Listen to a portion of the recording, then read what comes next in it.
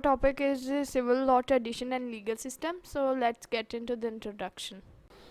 Civil law legal system ऐसा legal system होता है जो कि बेस करता है कोडिफाइड लॉज पे। कोडिफाइड लॉज एक सिस्टमेटिक और प्रिसाइज वे में जो है वो लिखे जाते हैं, जो कि प्रॉपर लेजिस्लेचर के थ्रू तैयार होते हैं।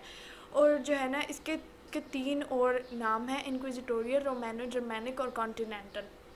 क्योंकि इसकी बेस रोमन से है तो इसे रोमानो जर्मैनिक इसलिए भी कहा जाता है। और जो जस्टिनियन किंग था बाइजेंटाइन एम्पायर का, उसने पहली दफ़ा 3 जो है वो बुक्स कोडिफाइड लॉज की लिखवाई थी। पहली दफ़ा उसने कहा था कि जो भी हमारी कंट्री में लॉज जितने भी जहाँ से भी वो प्रिवेल कर रहे हैं तो वो एक कोडिफाइड सिस्टम में सामने आने चाहिए। तो 3 बुक्स लिखी गई थी उस टाइम पे, जिनको हम कहते हैं कॉर्पस ज्यूरिस सिविलिस, जो कि कोडिफाइड लॉज की हिस्टोरिकल डेवलपमेंट में पहला कदम था। 4 डोमिनेंट कंट्रीज़ हैं जहाँ पे सिविल लॉ लीगल सिस्टम जो है वो प्रिवेल करता है: जापान, फ्रांस, इटली और ऑस्ट्रिया।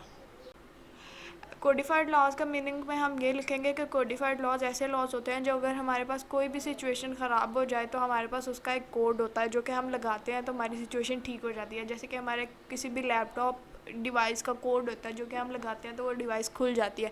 इसी तरीके से हमारे पास एक प्रॉब्लम्स जो होती हैं उनके लिए जो लॉज होते हैं उन्हें हम कोड्स बोलते हैं। तो हम उन्हें कोड्स को जो है ना वो किसी भी प्रॉब्लम में लगाएंगे तो वो ठीक हो जाएंगे। तो इस तरीके से इसका मीनिंग होगा कि कोड्स जो होंगे, प्रॉब्लम सॉल्विंग लॉज जो होंगे ना, वो रिटन फॉर्म में उनको हम कोड्स बोलेंगे। और जो है ऐसा सिस्टम जो कि रिटन कोड्स पे मतलब रिटन लॉज पे बेस करेगा तो वो होगा सिविल लॉ लीगल सिस्टम। अब हम हिस्टोरिकल डेवलपमेंट में जंप करेंगे तो सबसे पहले हिस्टोरिकल डेवलपमेंट जो आएगी वो कोड ऑफ हम्मुराबी आएगा। कोडेक्स हम्मुराबी उसे बोलते हैं। 1750 से 1755 बीसी तक जो है ना ये लॉज कंपाइल किए गए थे। 282 लॉज थे। एक किंग था हम्मुराबी बेबीलोनियन एम्पायर का, तो उसने जो है वो ये लॉज 12 टैबलेट्स पे लिखवाए थे। 282 लॉज इफ़ एंड देन के प्रिंसिपल पे बेस करते थे। इफ़ एंड देन बेसिकली ऐसा प्रिंसिपल होता है कि आँख के बदले आँख, दांत के बदले दांत होता है। अगर मतलब किसी ने किसी का कोई कत्ल कर दिया तो उसके भी जो है ना बदले में स्टेट जो है वो उसका कत्ल कर देगी। और दूसरी बड़ी हिस्टोरिकल डेवलपमेंट जैसे कि पहले भी बताया, कॉर्पस ज्यूरिस सिविलिस थी, जिसमें 3 बुक्स कंपाइल करवाई थी बाइजेंटाइन एम्पायर के किंग ने, जस्टिनियन उसका नाम था। और आज भी उसे एज ए ग्रेट लेजिस्लेटर याद रखा जाता है। अब हम कोडिफाइड लॉज की बात करें तो ऐसा तो हो नहीं सकता कि हम प्रेजेंट टाइम के कोडिफाइड लॉज को जो है वो ज़हन में ही ना रखें, तो इनके जो है ना नेम लिखना ज़रूरी। इसके बगैर तो क्वेश्चन कंप्लीट नहीं होता। तो जो है वो 4 मेन कोड्स हैं 19th और 20th सेंचुरी के: ऑस्ट्रियन, फ्रेंच कोड, इटालियन कोडेस और जो है लास्ट है Japanese मिनपो।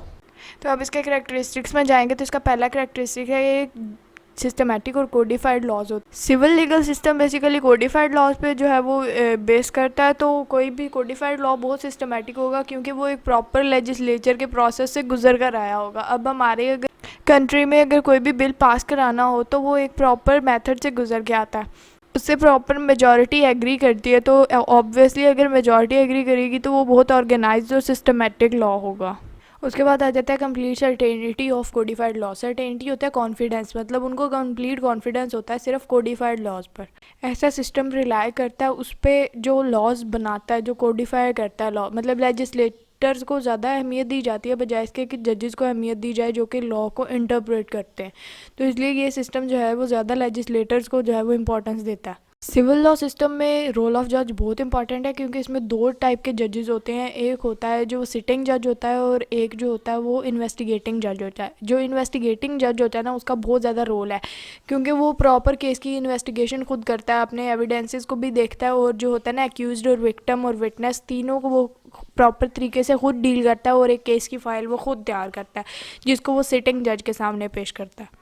One of the characteristics है कंसेप्ट ऑफ जुडिशियल पुलिस। तो ये वही पुलिस है जो इन्वेस्टिगेटिंग जज के साथ काम कर रही होती है केस को जो है ना वो फर्दर मतलब इन्वेस्टिगेशन करने के लिए कि एविडेंस क्या है, एक्यूज्ड क्या कहता है और विटनेसेस क्या कौन कौन से हैं, और वो एक प्रॉपर जो है वो केस। तो बेसिकली नेक्स्ट जो है वो करेक्टरिस्टिक है the prosecutor is an adviser to the court. मतलब जो है ना इन्वेस्टिगेटिंग जज जो होता है वो प्रॉपर एक टिपिकल प्रोसिक्यूटर की तरह, मतलब एक वकील की तरह जो है वो प्रॉपर इन्वेस्टिगेशन करता है, एविडेंस वगैरह देता है।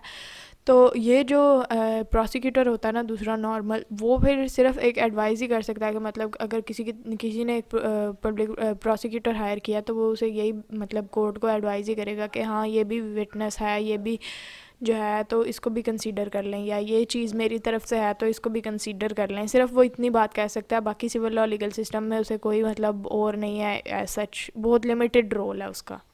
और हमारा लास्ट कैरेक्टरिस्टिक है डिनाइल ऑफ स्टारे डिसाइसिस प्रेसिडेंट। मतलब ये प्रेसिडेंट को जो है ना वो इतनी अहमियत नहीं देते, क्योंकि जजेस ने जो लॉ बनाए होते हैं ना उनको इतनी अहमियत हासिल नहीं है सिविल लॉ लीगल सिस्टम में। तो जो है ना ये ज़्यादातर अहमियत देते हैं लेजिस्लेशन को, मतलब लेजिस्लेटर को, जिसने ज़्यादा जो है ना वो लॉ बनाने वाले को, कि वो एक प्रिसाइज लॉ बनाए और उसको ज़्यादा अहमियत हासिल होती है, वो एक सिस्टमेटिक और ऑर्गेनाइज्ड लॉ बनाता है। इसलिए उस लॉ को इसलिए अहमियत हासिल है क्योंकि वो एक प्रॉपर वे से गुजर के आया होता है, मेजॉरिटी उससे एग्री करती है, तो वो जो है प्रॉपर कोडिफाइड लॉ होता है, तो उससे जो है ना वो ज़्यादा अहमियत दी जाती है। और ये जो है वो प्रेसिडेंट को डिनाई करते हैं सिविल लॉ लीगल सिस्टम वाले। Thank you so much for watching my video. If you really like it, give it a big thumbs up and also subscribe my channel. Allah Hafiz.